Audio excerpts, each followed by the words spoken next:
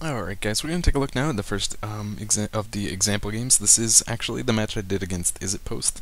I'm going to talk about the game and kind of how the matchup goes. So, opening hand was good. We actually managed to get a hand that was a full 7 cards with 3 lands available. Now we are missing some of the important colors. We don't have a black for Lightning or the blue for the Oracle, but hopefully we can find those pretty soon. So, of course, going to start out with the Mountain because that gives us an opportunity for an early game Lightning Bolt at any chance. Opponent gets a good start with the Cloud Post right away, but until he gets some colored lands, it's not really going to matter. Honestly, the first few turns of this game are going to be pretty uneventful.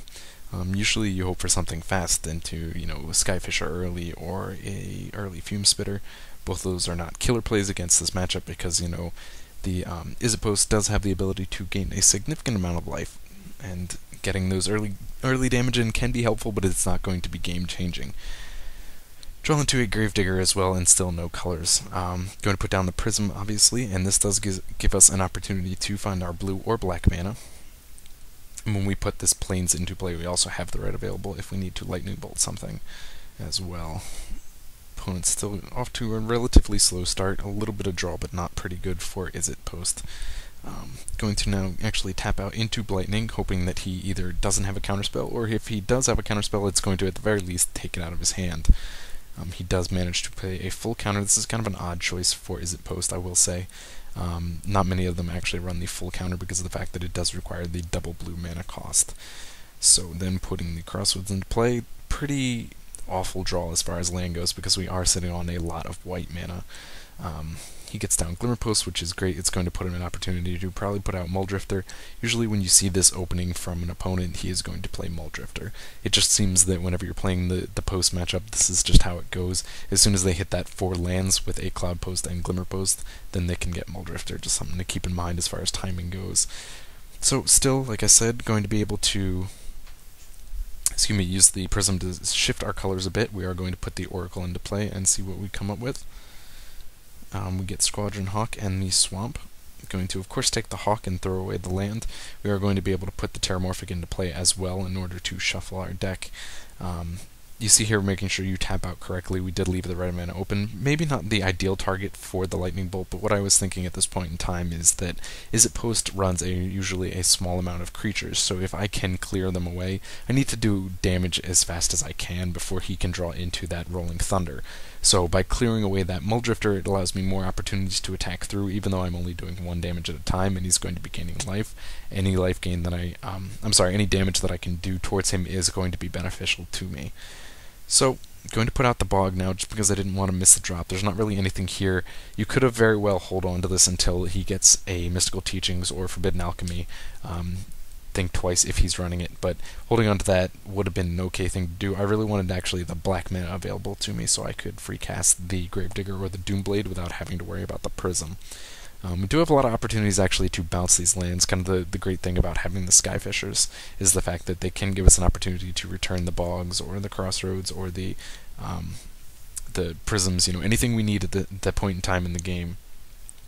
So, putting out our second Oracle, seeing what we come up with, we do find the Fisher and the Research.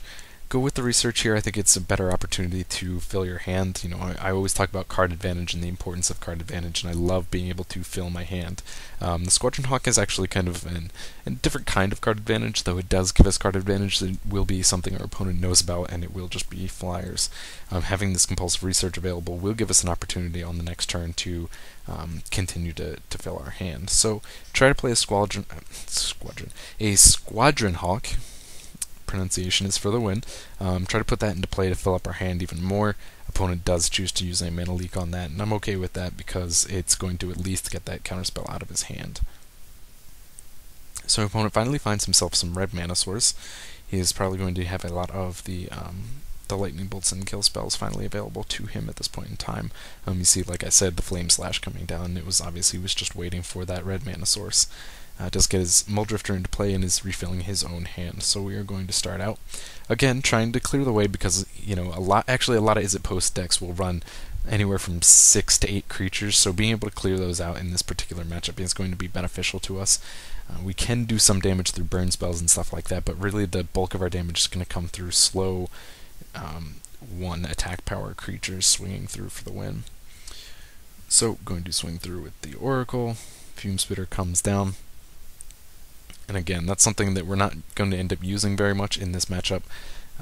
There's very few decks. I ran into a couple random ones where they were running Delver in IzzetPost, and that's not something you ever see. So this is basically going to be used to even up your Squadron Hawks against a Muldrift or something like that.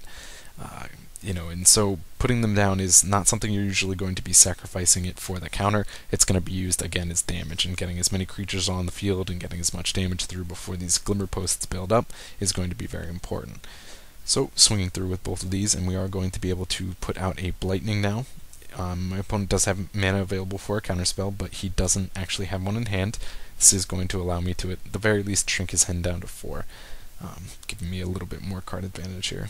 And I know I'm gonna say it to death here, but card advantage, card advantage, card advantage. It's very, very important. You see here I choose to play the Skyfisher and return the Prism, as opposed to, say, the Bog or the Crossroads. I'm at 22 life. Gaining extra life here is not that critical, especially when my opponent is not making any plays. Returning that Prism to my hand is much more important. It gives me an opportunity to draw a card. Now, you also have an opportunity here. You could have used the Skyfisher to return the Oracle, and use that to basically pick a card. But what I like to do is, again, want to get damage through as soon as possible. If I had used that to return the Oracle, I would not be able to get the Oracle back into play until this turn, and I would only be able to do 1 damage. So going to replay the Prism before I do anything else. Gets us into a Lightning Bolt, and we will be able to use that at some point in time, but we are going to be able to put the Evolving Wilds down to shuffle up the deck. Going to put Gravedigger out. It is actually going to get counterspelled, and let's see what my options were there actually for doing that. Would have been the Oracle here, probably. Like I said, card advantage. It would have given me a chance to search through those top cards and find something that was more beneficial to me. So, my opponent's next play is a Grim Harvest, and this is going to be very troublesome because this is allowing him to replay the Muldrifter over and over again, and allows him to draw cards until he finally finds that Rolling Thunder. The whole point, and I cannot stress this enough, of IzzetPost is to stall the game until you get Rolling Thunder for the win. So by replaying this Muldrifter over and over again, it gives him an opportunity to try and dig for that Rolling Thunder. Usually they're only running a single copy of it. So now I draw into a Burst Lightning. I am going to attempt to kill off the Muldrifter, starting off with the Burst Lightning because of the fact that usually you consider the fact that it's only a shock spell. You do have the kicker available to you if you want to pay the extra mana, but in the early game especially, this is the card choice over Lightning Bolt because the Muldrifter is still in its range. Save the Lightning Bolts for something that actually does have that 3 available to it. So, if that was something that was countered, I would have been able to use Lightning Bolt in response. I really wanted this Muldrifter to die because of this triggered ability from Grim Harvest. Getting this to trigger when he does not have any black mana available is going to get it removed from game, and I no longer have to worry about him continuously recurring the Muldrifters and digging through his deck even more. So now I have a chance. I have 3 white available to me and plenty of land. I am going to use the Squadron Hawk. There are 2 left in my deck, and I'm going to grab both of those and put them both into play. Again, not being able to search at this point in time, but getting as many creatures onto the field as soon as possible. We finally got him down below 20, which is great, so we want to keep whittling away at that life total. So he's going to Stagger Shock, and makes kind of a poor play here. He uses the Stagger Shock targeting the Fume Spitter, which means that I can sacrifice the Fume Spitter to kill itself, and the Stagger Shock is going to get countered. Definitely should have used that on one of the Squadron Hawks. I'm not sure why he did that. I'm guessing he thought, or may not have realized, the fact that you can use Fume Spitter to target itself, and had thought in order to sacrifice that I would have had to kill off my Hawk, and he would have gotten a 2-for-1 off that one. Unfortunately, it does not work that way, buddy. So swing through for 4, get him down to 8 life here, and unfortunately he gets into another Glimmer Post. This is something, like I said, you wanted to get that damage in as fast as possible, because as soon as he's getting that Glimmer Post, he just went up 5 life. Didn't really have an opportunity. I do have 6 damage in my hand here, and I didn't actually have the opportunity to finish him off. I could have cast both of these, but it would have put him still with enough life to win the game. Not win the game, but at least keep himself in the game longer. So interesting play here. He does cast the Sprite. Now this is obviously going to be used as a chump blocker against one of these Hawks, but the interesting thing about it is the fact that it even exists in the first place. Having the Sprite in deck is going to lead me to believe that he's running a full set of those, and that's something that's very odd. Usually those are used more in Delver because of the fact that you can use the Cloud of Fairies to get those additional counts up for the counterspell on the Spell Stutter sprite.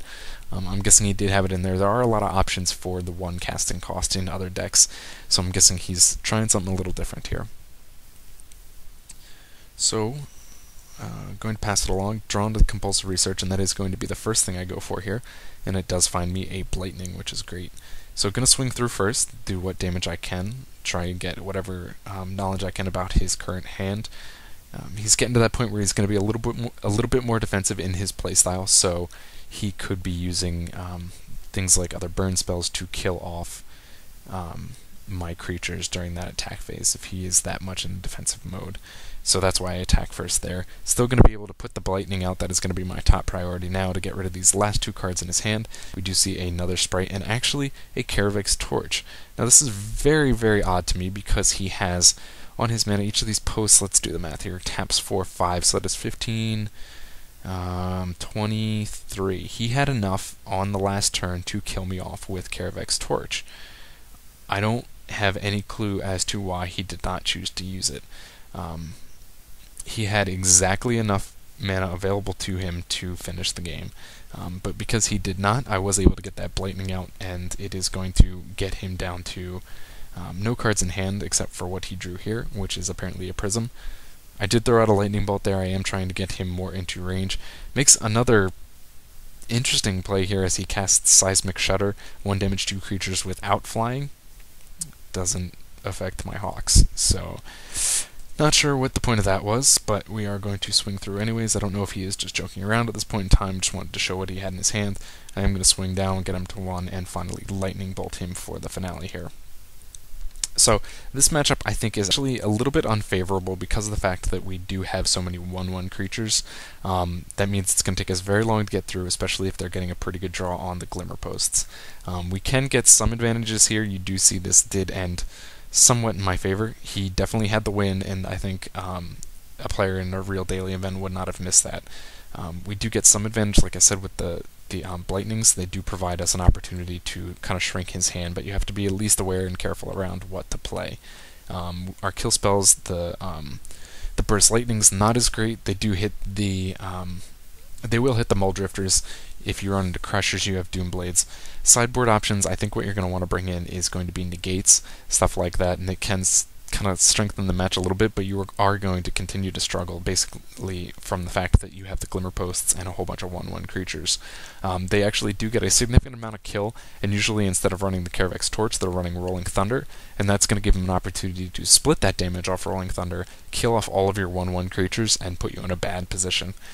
So I think, it's definitely a slightly unfavorable. I'm not going to say it is definitely an unfavorable match, but it's definitely, at the very least, slightly unfavorable because of those, because of the life gain, because of your small creatures, and they actually do pack a significant amount of removal.